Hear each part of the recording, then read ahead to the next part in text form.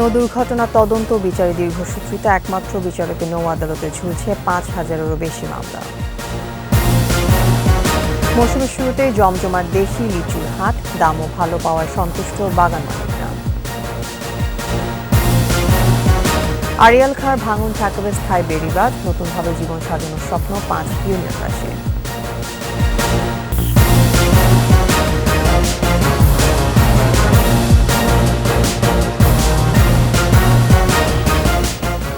শুনছিলেন first security ইসলামী bank PLC সংবাদ শিরোনাম। আমন্ত্রণ জানাচ্ছি দুপুর ১২টার ২১ সংবাদে। আপনাদের সাথে থাকছে আমি তাসনিম আফিফা।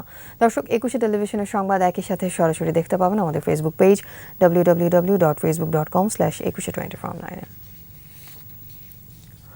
নৌপথে প্রতিযোগিতায় প্রায়ই ঘটছে দুর্ঘটনা, প্রাণহানি হচ্ছে মানুষের, কিন্তু এসব দুর্ঘটনা বিচারে নৌ আদালতে বিচারক মাত্র একজন, ঝুলছে ৫,০০০-এরও বেশি মামলা। তদন্তেও আছে দীর্ঘসূত্রিতা, তবে শিগগিরই আদালত বাড়ানো হবে বলে জানিয়েছে নৌ অধিদপ্তর। রিপোর্ট আহমদ বাবুর। দেশে প্রতি বছরই ঘটছে ভয়াবহ নৌ দুর্ঘটনা। যাত্রী আকর্ষণে পাল্লা দিতে গিয়ে এমন সংঘর্ষ ঘটছে অহরহ।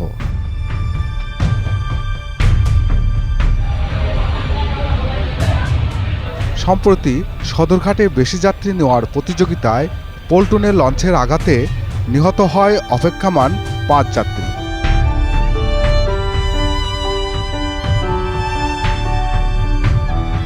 শুধু যাত্রী আকর্ষণে পাল্লাপাল্লি নয়, নৌযান দুর্ঘটনায় রয়েছে একাধিক কারণ।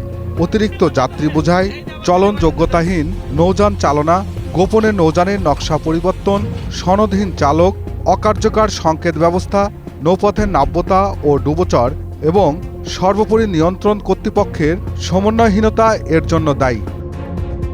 এসব দুর্ঘটনায় মামলা হয় নৌ আদালতে।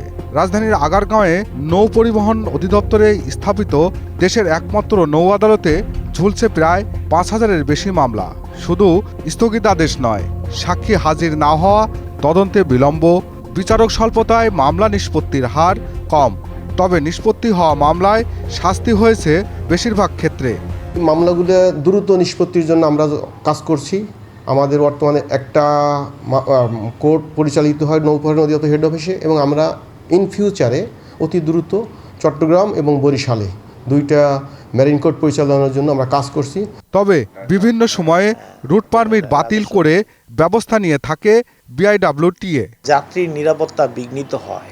একটা লঞ্চ আরেকটা লঞ্চে মনে করেন পিছন থেকে ধাক্কা দিল বা সামনে ধাক্কা দিল, সেটার ব্যবস্থা অবশ্যই আমরা এই আইএসওর যে নীতিমালা আছে সেই আন্ডারে আমরা মেরিন কোর্টে মামলা দায়ের করি, তার রুট পারমিট আমরা স্থগিত করি। নৌপথ নিরাপদ রাখতে ও অপরাধ দমনে কাজ করছে নৌ পুলিশ, তবে তাদেরও আছে আইনি সীমাবদ্ধতা। আইন সংশোধনী এনে খসড়া চূড়ান্ত হলেও তা আলোর মুখ দেখেনি। নৌপথে যে কোনো ধরনের দুর্ঘটনা, সেটি যেভাবেই হোক না, সেটি যদি জাহাজ ডুবে যায় অথবা জাহাজ পিলারের সাথে ধাক্কা দেয় অথবা একজন আরেকজনের সাথে ধাক্কাধাক্কি করে, অর্থাৎ নদীপথে শৃঙ্খলা নিশ্চিত করা নৌ পুলিশের কাজ। আবার ঘটনা ঘটে গেলে সেটাও তদন্ত করে রহস্য উদ্ঘাটন করে অপরাধীকে বিচারে সোপর্দ করায়। ভবিষ্যতে কাঠামোগত পরিবর্তন আরও আসবে বলে মনে করছেন কর্মকর্তারা। আহমদ বাবু, ২১ টেলিভিশন, ঢাকা। মৌসুমের শুরুতেই জমজমাট যশোরের পাইকারি লিচুর হাট, উঠেছে আগাম জাতের দেশি লিচু। বৈরী আবহাওয়ায় ফলন কিছুটা কম হলেও দাম ভালো পাওয়ায় সন্তুষ্ট বাগান মালিকরা। যশোর প্রতিনিধি শিকদার খালিদের রিপোর্ট জানাচ্ছেন রাজীব জামান। যশোরে ফলের সবচেয়ে বড় মোকাম বসুন্দিয়া, মনিহার সহ বিভিন্ন বাজারে প্রতিদিন বসছে লিচুর হাট। মৌসুমের শুরুতেই ক্রেতা বিক্রেতার হাক ডাকে জমে উঠেছে লিচুর বাজার। হাজরাপুলি, আটি লিচু সহ বিভিন্ন জাতের লিচু উঠেছে এই হাটে। আড়তদাররা বলছেন, হাটে লিচুর চাহিদা রয়েছে প্রচুর। বাজারে প্রকারভেদে প্রতি হাজার লিচু বিক্রি হচ্ছে ২,৫০০ থেকে ৫,৫০০ টাকা পর্যন্ত। যারা বেচতে আসছে তার লিচুর দাম পাচ্ছে অত্যাধিক, সর্বনিম্ন ২,০০০ টাকা, সর্বোচ্চ ৫,৫০০ টাকা পর্যন্ত গেছে আজকের বাজার পর্যন্ত। প্রতিদিন যশোর সদর উপজেলা, অভয়নগর, বাঘরপাড়া, নড়াইল ও মাগুরা থেকে গাছ মালিকরা ভ্যান, রিকশা ও গাড়িতে করে বাজারে লিচু নিয়ে আসছেন। ভালো দাম পেয়ে খুশি তারা। রোদের তাপমাত্রা নষ্ট হয়ে গেছে, তো সেখানে আমরা দামটা পাচ্ছি, আমরা সন্তুষ্ট, চাষিরা আমরা সন্তুষ্ট। এই অঞ্চলে লিচুর চাহিদা রয়েছে দেশজুড়ে। ঢাকা, চট্টগ্রাম, সিলেট, বগুড়া ও বরিশাল সহ দেশের বিভিন্ন জেলা যায় এখানকার লিচু। এখানকার মাল বহুত জায়গায় যায়, চিটাং যায়, ঢাকায় যায়, বরিশাল যায়, বেনাপোল, সাতক্ষীরা, ঢাউডাঙ্গা, গোলারোয়া, নাবারণ, জিগরগাছা। বৈরী আবহাওয়ায় এবছর ফলন কম হলেও দাম ভালো পাওয়ায় বাগান মালিকরা ক্ষতি পুষিয়ে নিতে পারবেন বলে অভিমত কৃষি কর্মকর্তাদের। গত বছরের তুলনায় এবছর একটু বৈরী আবহাওয়া থাকার কারণে লিচুর ধরন কিছুটা কম। তবে আমরা কৃষি সম্প্রসারণ অধিদপ্তর থেকে কৃষকদেরকে পরামর্শ দিয়ে আসছি যে এই যে ধরনটা আছে এই ধরনটা যাতে গাছে টিকে থাকতে পারে তার জন্য যে সমস্ত ব্যবস্থা নেওয়ার দরকার আমরা কৃষকদের সেই পরামর্শ দিচ্ছি। যদিও ধরন কম আছে তবে বেশ ভালো একটা দাম পাচ্ছে এবং সেই দাম পাওয়াতে লিচুর ধরন কম হলেও সে কিন্তু তার লাভের জায়গাটা কিন্তু সে পুষিয়ে নিতে পারবে। কৃষি বিভাগের তথ্য অনুযায়ী যশোরে এবার 625 হেক্টর জমিতে লিচুর আবাদ করা হয়েছে। রাজীব জামান, 21 টেলিভিশন। আড়িয়াল খাঁ নদের ভাঙন ঠেকাতে মাদের উপরে শিবচরে নির্মিত হচ্ছে 6.5 কিলোমিটারের স্থায়ী বেড়িবাঁধ। নতুনভাবে জীবন সাজানোর স্বপ্ন দেখছে নদী পাড়ে 5 ইউনিয়নের লক্ষাধিক বাসিন্দা। বাঁধটিতে রক্ষা পাবে পদ্মা সেতু ঘিরে গড়ে ওঠা উন্নয়ন প্রকল্পগুলো। মাদারীপুর প্রতিনিধি নজরুল ইসলাম পলাশের রিপোর্ট, জানাচ্ছেন রত্না জামান। গত এক দশকে আড়িয়াল খাঁ নদের ভাঙনে বিলীন হয়েছে শিবচর উপজেলার শত শত ঘরবাড়ি, সরকারি বেসরকারি স্থাপনা, স্কুল, হাটবাজার। নিঃস্ব হয়েছে শত শত পরিবার। বর্ষায় পানি বাড়তে শুরু করলেই আতঙ্কে দিন কাটাতে হয় এ জনপদের মানুষকে। উপজেলার বহেরাতলা, শিরুয়াইল, নিখলি, দত্তপাড়া ও সন্ন্যাসীর চর ইউনিয়নকে রক্ষায় নৌবাহিনীর তত্ত্বাবধানে নির্মিত হচ্ছে স্থায়ী বেড়িবাঁধ। 222 কোটি টাকা ব্যয়ে প্রকল্পটির কাজ এরই মধ্যে শেষ হয়েছে 80%। আগামী বছরের জুনে নির্ধারিত মেয়াদের আগেই সব কাজ শেষে আশাবাদী ঠিকাদারি প্রতিষ্ঠান। কাজ তো শেষের দিকে, প্রায় আগামী 25 সালের মে মাসের মধ্যে ইনশাআল্লাহ সবটুকু কাজ শেষ হয়ে যাবে।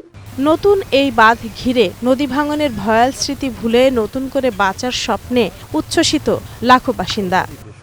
এই যে রাস্তা হয়েছে, এদের উপর মানুষ হাঁটতে চলে সুবিধা পাবে, রাস্তা হইতেছে। এখন যে বেড়িবাঁধ হইতেছে, যাদের সম্পদ আছে তাদের খুব ভালো হবে। হ্যাঁ, কেন আর পরবর্তীতে আর ভাঙবে না। বেড়ি বানাইছে, কিছুদিন আগে বস্তা ফেলেছে, জিও ব্যাগ ফেলেছে। এই বাঁধার কারণে এখন আমাকে একটু সাহস হয়েছে। যথাযথ মান রক্ষা করে বাঁধটি নির্মাণে নদী ভাঙনে বাধাগ্রস্ত হবে না পদ্মা সেতু ঘিরে চলমান উন্নয়নযজ্ঞ।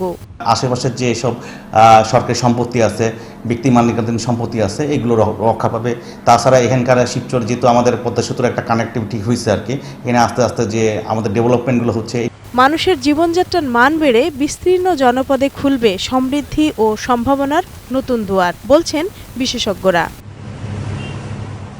রত্না জামান, 21 টেলিভিশন। শেষ করছি দুপুর 12টার 21 সংবাদ। যাওয়ার আগে ফার্স্ট সিকিউরিটি ইসলামী ব্যাংক পিএলসি সংবাদ শিরোনামগুলো আরও একবার। নৌ দুর্ঘটনার তদন্ত বিচারে দীর্ঘসূত্রিতা, একমাত্র বিচারকের নৌ আদালতে ঝুলছে 5,000-এরও বেশি মামলা। মৌসুমের শুরুতেই জমজমাট দেশি লিচুর হাট, দামও ভালো পাওয়ায় সন্তুষ্ট বাগান মালিকরা। আড়িয়াল খাঁর ভাঙন ঠেকাবে স্থায়ী বেড়িবাঁধ, নতুনভাবে জীবন সাজানোর স্বপ্ন 5 ইউনিয়নবাসীর।